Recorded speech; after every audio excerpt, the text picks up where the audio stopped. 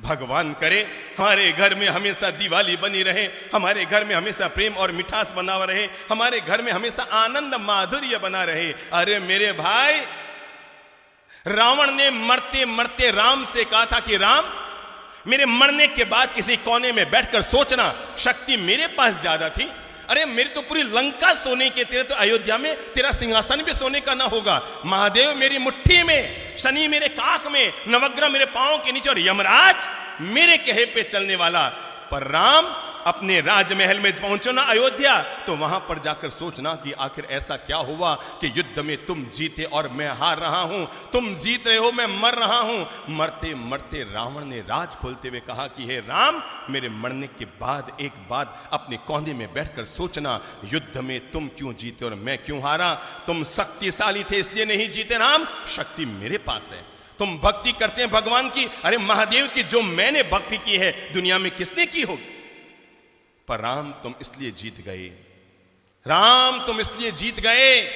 मरते मरते रावण ने दुनिया का एक गजब का राज खोला और पूरी मानवता के लिए, प्राणी मात्र के लिए और घर घर में रहने वाले भाइयों के लिए प्रेम का एक मंत्र देता हुआ दुनिया से गया रावण। और जाते जाते रावण ने राम से कहा था कि राम, मेरे मरने के बाद कोने में बैठकर सोचना, तुम इसलिए जीत गए, सिर्फ इसलिए जीत गए राम, तुम इसलिए जीत गए क्योंकि तुम्हारा भाई तुम्हारे साथ,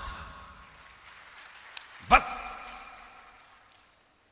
तुम इसलिए जीत गए क्योंकि तुम्हारा भाई तुम्हारे साथ था।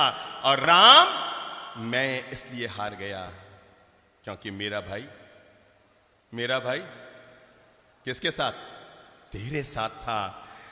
रावण ने मरते मरते राम से अनुरोध किया था कि अयोध्या में जब राज सिंहासन पर बैठो तो एक पल के लिए आंख बंद करके मेरे चेहरे को याद करके सोचना, अगर तुम्हारा भाई भी मेरे साथ होता और मेरा भाई भी मेरे साथ होता तो युद्ध में रावण जीतता या राम जीतता। यह है भाई भाई के प्रेम की ताकत। और जिस घर में, जिस समाज में, जिस परिवार में, जिस राष्ट्र में यह ताकत हुआ करती है, वहां पर दुनिया की कोई ताकत उस परिवार को कमजोर नहीं कर सकती।